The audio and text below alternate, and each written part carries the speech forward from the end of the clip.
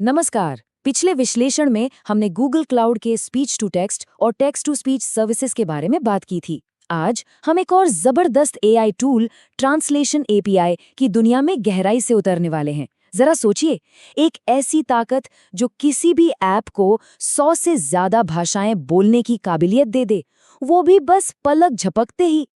तो यहीं पर सबसे बड़ा सवाल खड़ा होता है, आखिर कोई एक ऐप इतनी सारी भाषाएं एक साथ इतनी आसानी से कैसे बोल सकता है? यही वो पहेली है जिसे आज हम मिलकर सुलझाने वाले हैं और उस टेक्नोलॉजी को समझेंगे जो ये सब मुमकिन बनाती है। तो चलिए एक नज़र डालते हैं कि आज हम क्या-क्या कवर करने वाले हैं।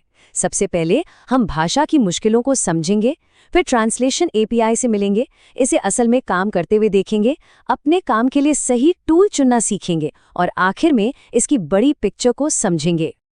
तो चलिए शुरू करते हैं पहले पॉइंट से। आइए समझते हैं कि आज के ग्लोबल बाजार में ये भाषा की दीवारें कितनी बड़ी चुनौती हैं। सोचकर देखिए, दुनिया भर में करोड़ों यूजर्स हैं जो अलग-अलग भाषाएं बोलते हैं, और दूसरी तरफ है हमारा ऐप जो सिर्फ एक भाषा की वजह से उन तक पहुंच ही नहीं पा रहा। ये एक अदृश्य दीवार की तरह है। अब इस दीवार को तोड़ने के लिए हमें एक ऐसा टूल चाहिए जो हर भाषा में माहिर हो, और इसी दीवार को तोड़ने का काम करता है गूगल क्लाउड का ट्रांसलेशन एपीआई। तो चलिए इससे ठीक से मिलते हैं। तो आखिर ये है क्या? देखिए, आसान भाषा में कहें तो ये एक प्लग एंड प्ले सर्विस है। मतलब डेवलपर्स को बस इसे टेक्स्ट देना है और ये जादू की तरह उसे किसी भी भाषा में ट्रांसलेट करके वापस कर देता है। इसके पीछे गूगल की बहुत ही smart neural machine translation technology काम करती है, जो बिल्कुल इंसानी दिमाग की तरह भाषाओं के पैटर्न को समझकर अनुवाद करती है। अब इसमें मजेदार बात यह है कि हमें दो विकल्प मिलते हैं। एक है बेसिक मॉडल, इसे आप अपना पॉकेट ट्रांसलेटर समझ सकते हैं, जो रोजमर्रा की बातचीत के लिए एकदम तेज और बढ़िया काम करता है। और दूसरा है एडवांस्ड मॉडल।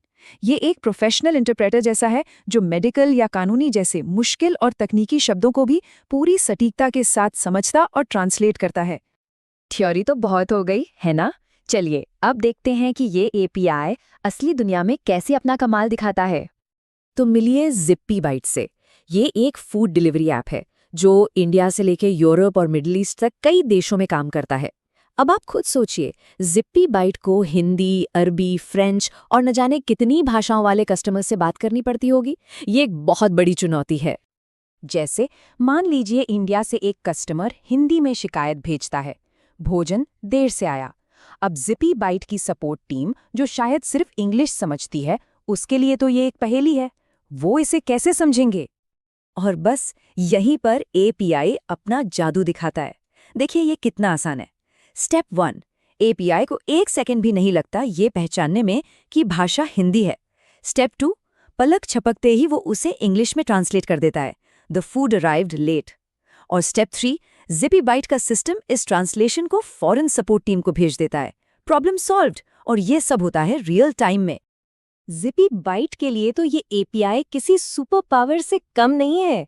ये अपने आप भाषा पहचान लेता है, रियल टाइम में मैसेज ट्रांसलेट करता है, और यहाँ तक कि मार्केटिंग के लिए हजारों पन्नों को एक साथ यानी बल्क में भी ट्रांसलेट कर सकता है।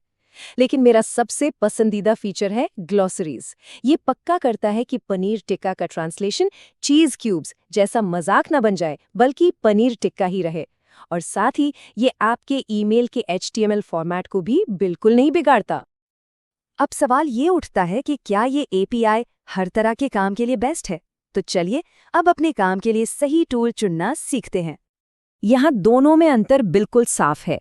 ट्रांसलेशन एपीआई एक ऑफ द शेल्फ जैकेट की तरह है, ज्यादातर लोगों पर एकदम फिट बैठता है और कोई मेहनत भी नहीं लगती।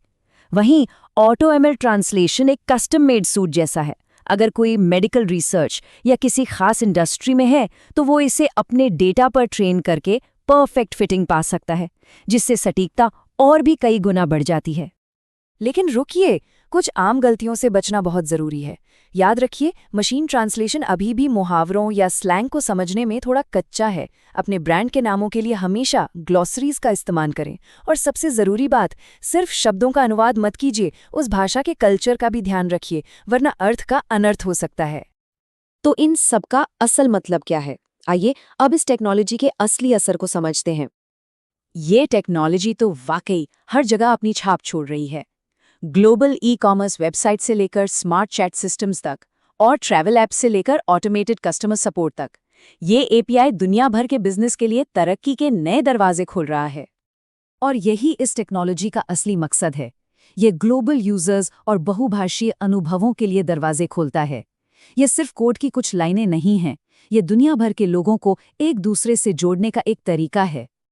तो आज की पूरी बातचीत का सबसे बड़ा निचोड़ क्या है?